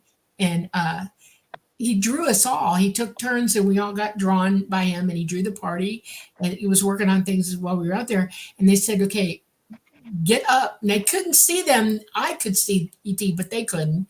And they said, come with me. And we backed out. We walked down like a little grassy knoll towards some water, and they took me by the hand, and we left. And they made me take my clothes off and drop them on the ground. I kept the kerchief. I refused to give it up. Okay. Years, and I don't think about this anymore. This is just something that happened to me when I was a little kid. Okay. And then years later, my great-grandmother, now here's the funny thing, you mean language. They spoke formal Swedish, you know, like hello, hesselänge. That's the formal way. Now they say, hey, dude. They totally changed the language around. I did not know that. I spoke, because of my great-grandmother, formal Swedish. Okay. And I spoke to them just perfectly. And it took me as a teenager to realize I had to relearn a bunch of words from my cousins. And my great-grandmother's reading this book, and she opens it and she goes, oh my God, that's you. And I'm like, what are you talking about? And she said, Dolly, come here. And I came in there, and there I am in this picture. It's Carl Larson picture. And that's me. She said, that's you, isn't it? And I'm like, yeah, that's me. And then I'm thinking, who took that?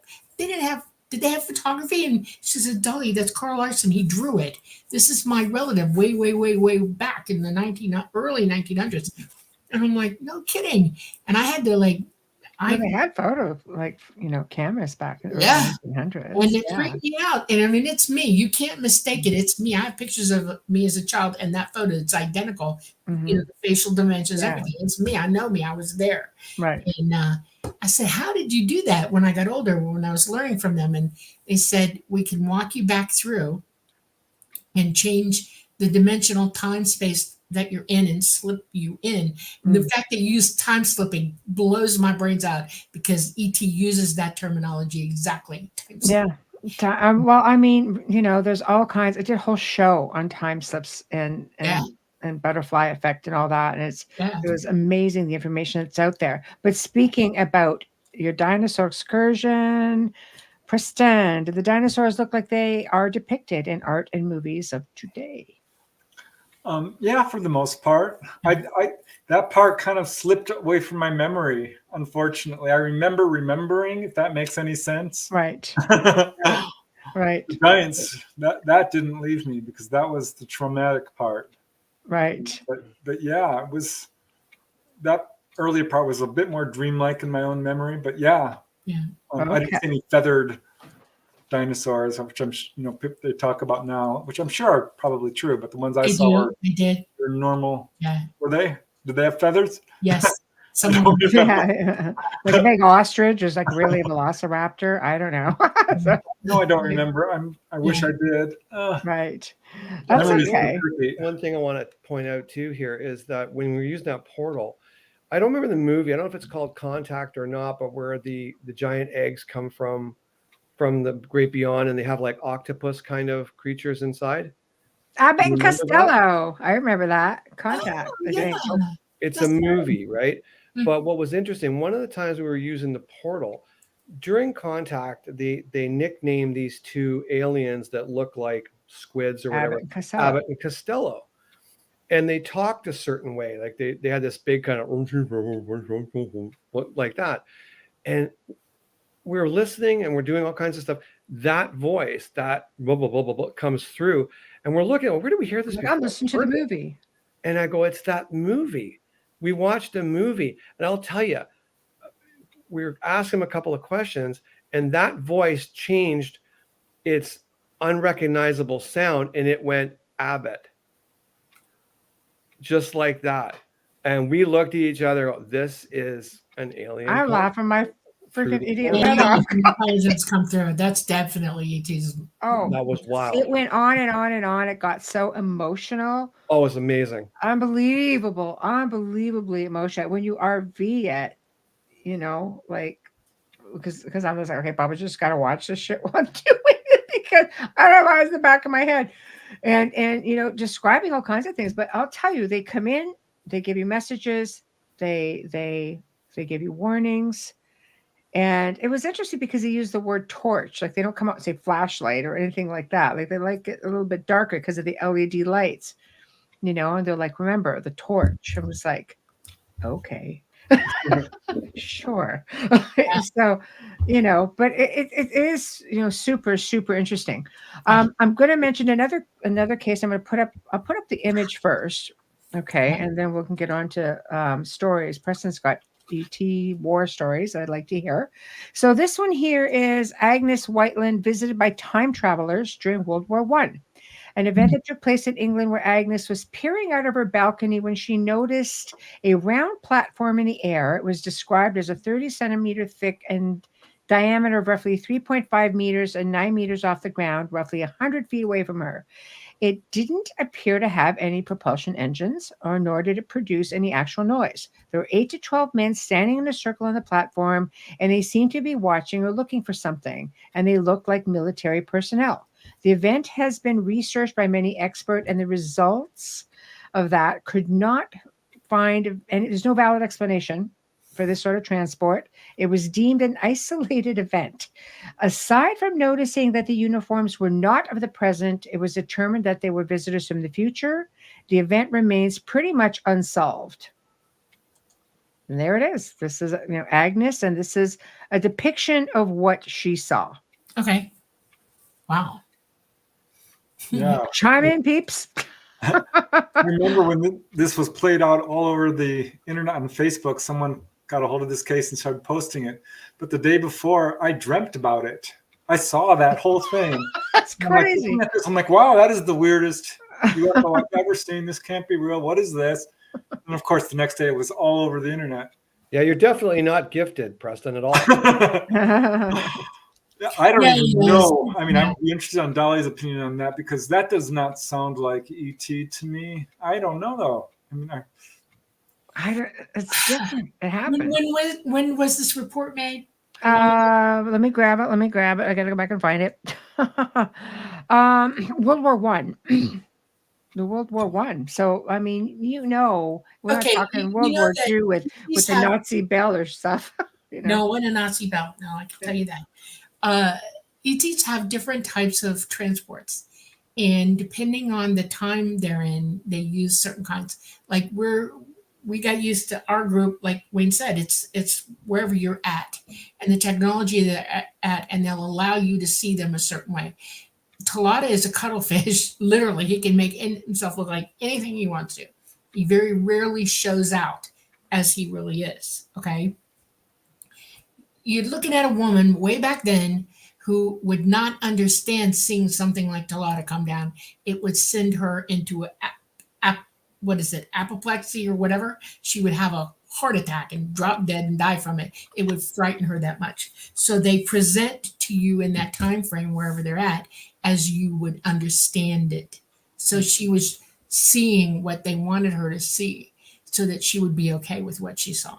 It's not from the future. They will literally present to you the way you can take it because they're reading your mind the whole way. Remember that.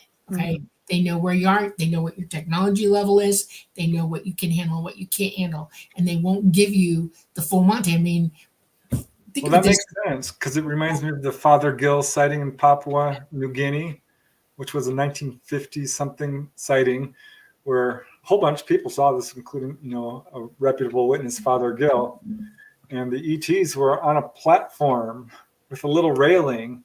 It was on top of the ship, but it was definitely not your average flying saucer. They're up there kind of waving back, and everyone was waving to them.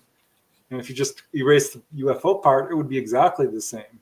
Right. I guess they have that ability. So perhaps that's what's going on there. And they can open, like, okay, I'm going to give you, for example, we're capable of opening a port, okay, in the side of the craft. And the Greys can actually climb out on it and sit on the edge of it in atmosphere. And they do from time to time. I don't know what the heck that is, but they'll do it, especially if they're showing off. But you're looking at Greys, like you're looking at a clear ET. Like these look like humans. Right. Well, they're humanoid ETs. Not all ETs are Greys. Some of them are, look like just like us, short, tall, whatever. And they'll just come out and show you who they are. But Dolly, that could have been a dimensional shift too, couldn't it? It could have been a craft from another dimension. That's why they're looking around like we've beamed into the wrong spot. Yeah. ET will not come back from the future. Coming back from like I'm the future that I went back to, and it was a very controlled situation. And it was somebody I was related to. I spoke the language. It was a natural setting for me to be in. I did not think about it too much, okay? And I explicitly did what I was ordered to do by them. I made no bones about being as careful as possible. I didn't frighten anybody. I was well accepted by everybody, blah, blah, blah, blah, blah. If you have a being come through the future back into the past, physically, I was not physically there. I was interdimensionally there. They could see me. I looked solid, but I was not there. It is impossible to physically come back from the future into the present. The ET can't do it. They can't. Okay. Nobody can. I've been taught that. They will die if they try. There is nothing. And it's like this. A physical timeline is what we're on. And you learn three things from this. The past is empty in this timeline, in this third dimensional space. You have the memories of it, but it no longer exists. It's gone. You're in the present always. Okay, when we're here in the third dimension. Well, some will tell you there's no past, there's no future. Present, there's no future. So a physical being to go into the past would cease to exist. If a physical being went into the future, same way. We can't physically travel in. If they were getting out and people were seeing them and they were physical and touching the ground and interacting with them, they were here in this dimension with us. They were physically here. So you were seeing ET as they were letting you see them. So if they can't do it, then everything that you're reading about time travel and yeah. Okay. Right. Right. Okay. It's imagination, big time. Preston, do you have any more UFO Yeah, well, I mean, war sightings? this one is a very curious sighting which took place in Ireland, which relates to this certainly. And one I just recently read about, there was this car mechanic, a professional qualified mechanic who was bicycling home. Gosh, I don't remember the date. I believe it was mid-1970s. And this was at night, and he sees this star-like object, but it's getting brighter fast. And he realizes, oh, this thing is moving towards me. So he gets off of his bike and he's looking at it, and this darn thing comes and stops right over his head. And he can now see that this is what we would call a UFO. But it's not normal. This is not a normal UFO by any means, because it's got this kind of thin strip on the bottom, and the top is this clear dome, and it looks like a car, like a bubble car is how he described it. And he can see perfectly inside of it. He's really quite afraid at this point. And what he sees is so strange, because he sees a corridor down the center, and there's 4 seats on either side facing each other. And in the seats are 4 men on one side, short hair, military crew cuts, wearing what looked like army jackets. And on the other side are 4 women, all with shoulder length hair, all in their 20s. All the people are in their 20s, and wearing, again, military clothes with skirts. And so he's looking at these are normal looking people. And as a mechanic, he can see inside this thing. There are no controls. There's no method of propulsion. There's no steering wheel. There's no panels. It's just seats, a dome, and a tiny strip on the bottom. And he watches them for about 3 minutes. And as they start to move away, he gets this incredible feeling of longing. He had been really scared, but now he wants to go with them. He's like, take me. And they didn't. And it zoomed off silently, by the way, no sound whatsoever. And so I'm thinking, is this military or is this ET? Because these are ladies wearing skirts. These are guys wearing army jackets. These are normal looking people who he felt had been specifically chosen for this mission, whatever it was. But never waved him, never acknowledged him in any way, even though they were within, I think it was 200 feet. So I don't know what to think of that sighting. It's right.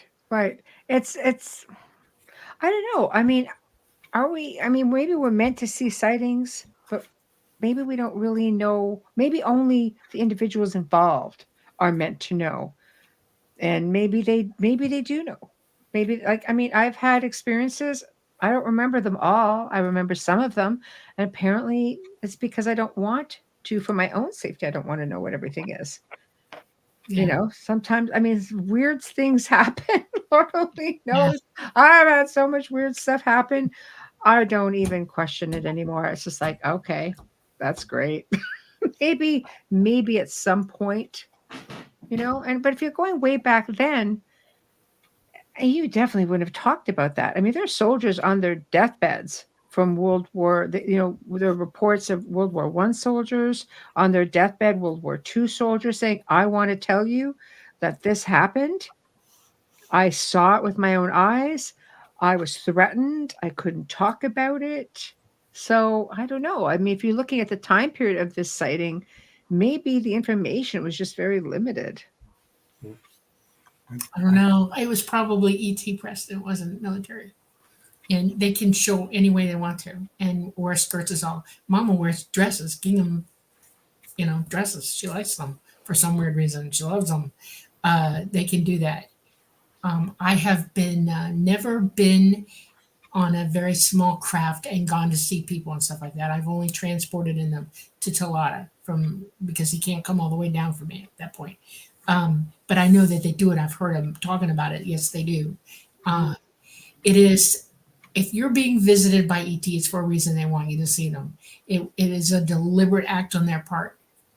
that you should remember, and they're influencing you somehow to see them a certain way. And that man, I don't know what he did in his life, or what he accomplished in his life, but something changed him a little bit. I'll bet money on it. And he went in a direction that he was probably destined to do. You know what I'm saying? It is everybody who has contact that remembers it. If you did a census of everybody, you would say, did this change your life in any way? Did you change how you think about things? And you're going to get a yes somewhere along the line. Somehow they're impacted by all of this. And ETs have been doing this for centuries. I mean, it's not just us. It's all the way back, Right. We saw. It's all the way back. I'm sure Helen of Troy saw them. It's just them influencing you to make you think about what you're doing and what's really going on around you. It's their attempt to. I know the ETs came down in 1945 over Edwards Air Force Base in force and absolutely changed the way the military dealt with the UFO subject, because so many people were seeing them. This is right before the modern age of UFOs even began. Right. And J.L. Hynek was brought to that to try to study it. And he's like, oh my gosh, there is something going on here that is unexplained, and absolutely changed everything about how they felt about this phenomenon. I don't like that word really, because it's not, they're Right. just people. Right. Yeah. They go over military bases all the time and put on displays. And Edwards has been targeted. Another word I don't really like, but It's targeted, yeah. accurate, Yeah. over and over and over again to let them know we're here, we're here, we're here, we're here. Right. And they're still doing it. So let's fast forward into modern times a little bit, and dealing with, what the military and all of our armed forces are experiencing. I mean, obviously now they've made a decision like, okay, we want to know what's going on. We're just going to save face and say, yeah, okay. So They already know. Look at that night that we drove back along River Road when we were living in Niagara. We were literally across the river from one of the U.S. military Air Force bases, and that iridescent thing flew across the front of the car. Do you remember that, Michelle? I do. Yeah. I saw it. She saw it. It was the only way I could describe it was like a clear garbage bag filled with purple light. Mm-hmm. It was iridescent, like mother of pearl, and it moved across the highway in front of us. It was higher. It was big enough to be a deer. Sorry, And we had to look at our surroundings and realize that a deer to jump up the height of a stop sign would have to work up enough running speed to leap up. And right beside the road, you look down, there's like 450, 500 foot drop, nothing, no way that it could pick up speed at all. Right. Go ahead, finish up, Wayne. I just wanted to clarify that because we kind of jumped over. I wanted to get an idea of the size of this thing. Yeah, so then we it was that I saw it, Michelle saw it, and we kind of drove for a minute. And I said, "Did you see that?" She says, "Oh my God, I thought I was the only one." But nobody wants to be that guy. We looked, and we should have been able to see it because there was just houses and forest and cottages type of thing, and there was nothing there, and we didn't know what it was. But it brings about this experience I had one cold January night in my backyard. I parked the car. It was 4 a.m. because I was working nights. And it was a crystal clear sky. I mean, absolutely beautiful. Stars were out and deadly quiet because it was so early in the morning. And I could hear something coming from the northwest. And it made a sound like this. It was like, whew, whew, whew, whew, whew, whew, whew. And I looked up and there was nothing.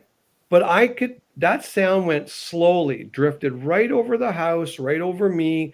It went from northwest to southeast across the river. And it, I was going to say it disappeared, but it wasn't there to begin with. But I could hear the sound get closer, go right over me, and disappear. And honestly, Preston, it was like you said, it was probably a couple hundred feet, if that. It was that you could almost touch it kind of feeling, but it was nothing there. Couldn't see it. Wow. Yeah, you had a cloaked UFO over your head, and you also saw a fifth dimensional entity spying on you from the craft. Yeah. Talata can do that. It comes off as a weird purplish glowy Yeah. streak of It's a light. big crap though, because you're talking a very He's tall huge. house Yeah. with a tower and Yeah. a big house. Yeah. When I remote view, I'm about as big as this. Okay. People see me in a white, well, it's blue. I come off as blue. He comes off as the size of a car, and he's purpley, and it's the fifth dimensional entities. They're spying on you. They can't get close to you with the craft, so they're coming down for a real look at you. And it's his consciousness coming down to have a look at you. It's called spying, and they do it all the time. Yeah. Well, we're nearing the top of the hour, so final round, shall we say? So who wants to go first? I think the last thing I want to close with was talking about different things happening at the same time. I was coming home. Michelle was at home already, and she was working with a colleague. And I came down a backwards road that I normally don't take, and a light flew out of the gorge, out of the Niagara Gorge. That's a whirlpool. Yeah. And it was through the trees, and at the distance it was the size of a basketball, but that's like hundreds of feet, so it had to be a decent size. Right. But that thing kind of floated up out of the gorge. I could see it, and then it went up so fast that when I looked up past the windshield of my truck, I couldn't see anything. So I pulled over for a quick second. I texted her. I knew she was working. And I said, "You are not going to believe what I just saw fly out of the gorge." Meanwhile, I didn't know they were already remote viewing the gorge. They were already aware of what was in the gorge and had no idea that I was about to text them. It was just And by the validated. time I got Yeah. home, it was probably I know. 4 I kilometers. bet you I would. 4 kilometers home. Yeah. By the time I was pulling in the driveway, there was like the black helicopters and whatever Chasing the heck out of it. Yeah, Trying to F pick up something Chased it. flying overhead at high speed, going after whatever the hell that was. And I'm like, wow, this is like right out of a movie. This is cool. So I'll leave you with that story. That's totally awesome. Very Okay. cool. Preston, you next. Dolly, finish All right. off. Well, let's go back to the whole time thing, because I've always lived a sequential life pretty much until around age 20 or so, when I started having out-of-body experiences, and everything was turned on its head. Because almost every time I was able to get out, I would come back with a precognitive dream Right. of some kind. And it got to be the weirdest thing, because when your dream plays out in front of you, all of a sudden reality kind of bends and little lights start sparkling around you, and you're walking into a dream, and you know what's going to happen. And it is the craziest feeling. Right. I'll never forget, I'm like, oh, I've had another one of these dreams. There's a criminal. He's stuck in somebody's chimney. He's been there for 3 days, and they're tearing apart the roof to get him out. And I turned on the TV, and there he was. I'm like, and I watched it all play out. I've got so many examples of this. Probably one of the best was I had a dream that they found a woolly mammoth in the ice. And usually it's the next day or something, but sometimes it's a week or two. Mm. And I had the presence of mind to tell my sister-in-law, Christy, I'm like, they're going to find a woolly mammoth in the ice. They're going to chop it out. It's going to be in a block, and they're going to pull out its stomach contents, and they're going to find all this fresh grass and stuff inside of it. And sure enough, they did a whole PBS special on it. And I saw the helicopter carrying it in the block of ice in the dream, and sure enough, there it was. Yeah. So we can sense the future, and you can go in the past too. I've done that. Mm-hmm. It is just the weirdest and the coolest feeling when you have precognition. Like, Right. I know what's going to happen. Yeah. And especially if you can tell somebody about it and verify it, because then you're like, now you have to believe me. So you can remember it then, because I know some people will have premonitions and such, and they don't always remember it. They say, write this down. I've had people say to me, because I've worked with phenomenally gifted people through the years, and like, write this down when I tell you, because chances are I won't remember it, and I don't write things down because I don't want them found. And I'm like, okay. And then stuff happens. I go back into the notes. I'm like, holy crud. Do you remember? You remember them all, Preston? Usually, but I've had what I would call retro precognition, Right. which is a couple of weeks later, I remember having precognition of an event that's already happened. It's like, oh yeah, I remember that one. I remember I called it. which is useless, but Right. retro precognition is what I would call that. Right. Hey, damn it, take it. You own it. Take it. All right, Dolly. Go ahead. I guess I want to leave everybody with the fact that we're capable of way more than you realize. And the journey to figure it all out is a joyous one, and y'all need to go for it. Do whatever it is you can do. Stop letting the world come in on you and put things that are not real on you, and look for the real. It's joyous to do so. And then the other thing I want to say in the end of all of this is just remember, be present for everything.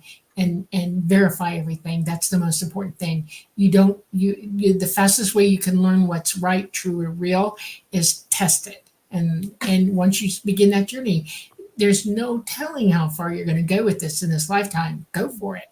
Absolutely. You should try. So, And I basically just want to leave it with this.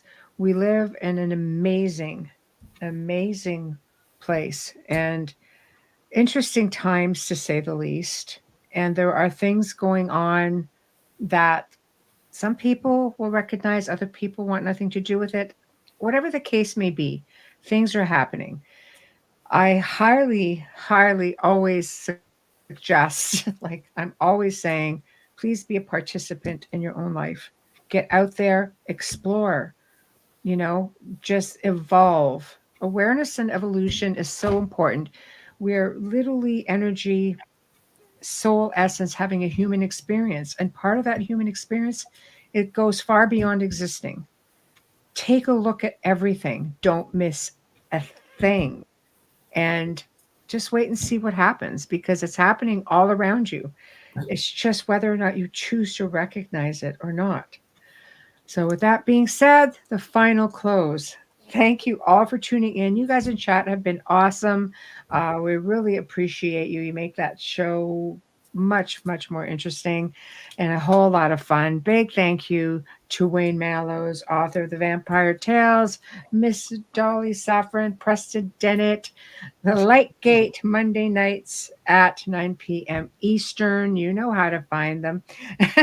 So, and of course, you'll find us tomorrow night with the return of Les Velez. And he's just a gem. We just love him. We're glad he's joining us again. He's going to be discussing the impact of the congressional hearings on the UAP phenomenon, the impact it's going to have on experiencers, and the stigma that surrounds it. I'm really looking forward to this specific interview because he's very informative, and he's just such a nice man.